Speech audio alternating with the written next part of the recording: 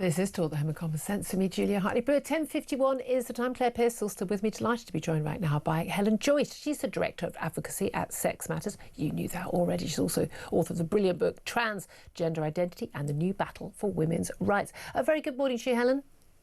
Hi, Julia. Well, I mean, we have just had that conversation about trans-identifying men, call them what they are, entering men's prisons. With Rupert Lowe, I want to ask you about that at the end. But I invited you on to talk about JK Rowling being in the news once again. And my God, we love her for being in the news on these things and taking a stand. This time, she's calling for a boycott of Marks and Sparks, one of the stalwarts of the high street. I mean, they pretty much boycotted their customers themselves with their computer glitches earlier this year. But why does the author of the Harry Potter book thinks we should all be refusing to spend our money with M&S? So this started with the story that came out about a 14-year-old girl who went bra shopping with her mother for the first time, and she realised that a staff member who came up to her and asked her for help, which, by the way, people don't really do when you're bra shopping when you're a teenager. They know to leave you alone. And it was a man's voice. So she looks around and sees that it's a man over 6'2", dressed as a woman, and he's approaching a teenage girl to ask if she would like help with picking out a bra. I mean, not in any way intimidating or creepy at all for a young girl. Exactly, and it turned out that this man didn't actually work in the lingerie department. I'm sorry, which is what? something, I suppose. He didn't work in the lingerie department. Well, he just came over from fruit and veg and just thought he'd harangue a 13-year-old girl. Well, that's right. He was on the floor, wasn't he? So he must have, like, they wrote. Have we checked his hard drive? I'm not commenting on that, Julia. I would like his hard drive checked.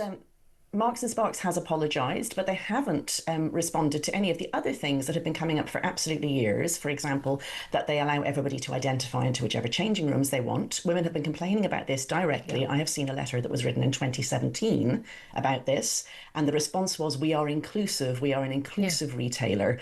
I mean, this nonsense, we are excluding women who want to have a place to get changed in peace.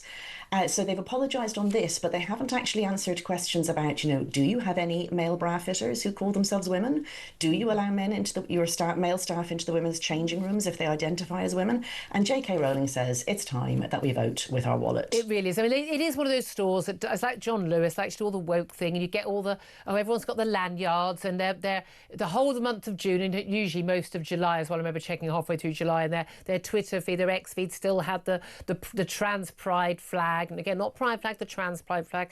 And they're obsessed with this, aren't they? And again, when they say they're inclusive, but as you say, not inclusive of women who want to use single-sex spaces, I can understand no man wanting to go into a women's changing room in the lingerie section for any reason that is a good reason that women would welcome there.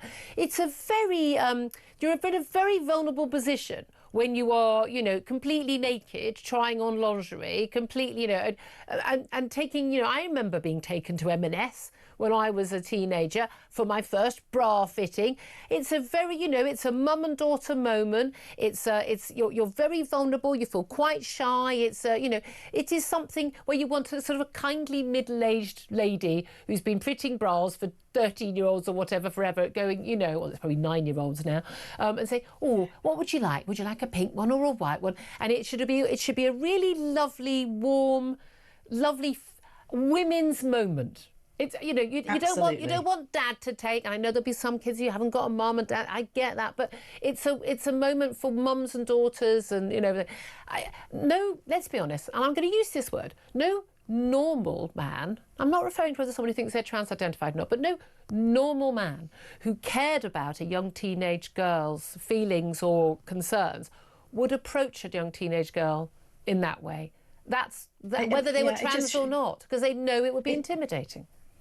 It just shows you that there's an incredible narcissism about this movement, that the most important thing about a person is their self-identification, and the job of everybody else is just to affirm that. Yeah. So obviously I don't know the man in question, but I mean, the behaviour suggests that he was thinking only about himself here. Yeah.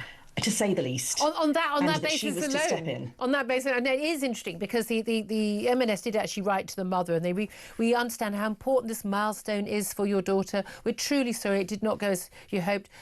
We deeply regret the distress your daughter felt during her visit to our store. But the reality is, you say lots of women have been saying, look, I don't want to be behind just a curtain and then know that there could be men on either side at any point. I mean, it's not a locked curtain, is it? For goodness sake, changing rooms are by definition places that should be single sex for a reason. And by the way, 99.9% of men would rather they were single sex. They don't want to change next to a woman either.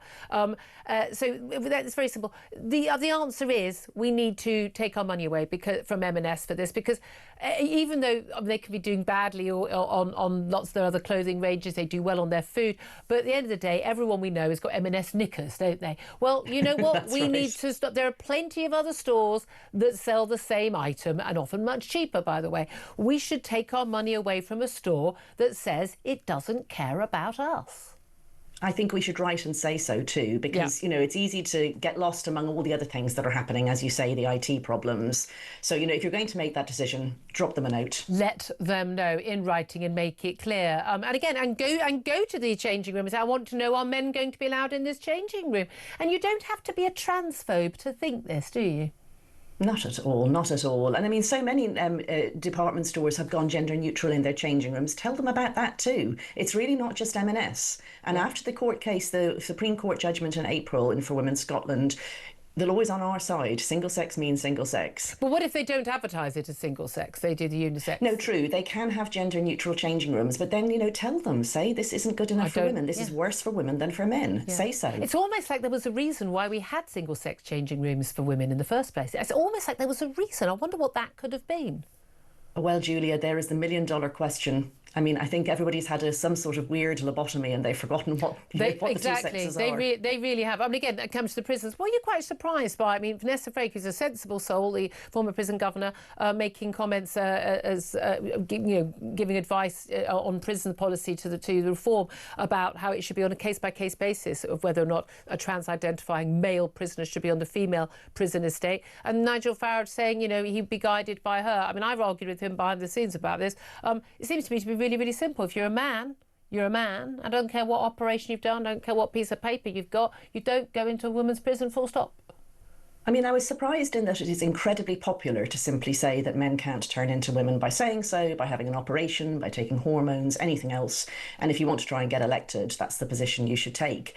But you know what? Misogyny and lack of concern for women who face male sexual violence is everywhere on the political spectrum. I don't see why reform is suddenly meant to be, you know, the great saviour of women's rights. I think it's a middle-aged man. I'm surprised in Vanessa Frake, you know, she was a prison governor, but I think it's a middle-aged man who just like, it's not been an issue for them.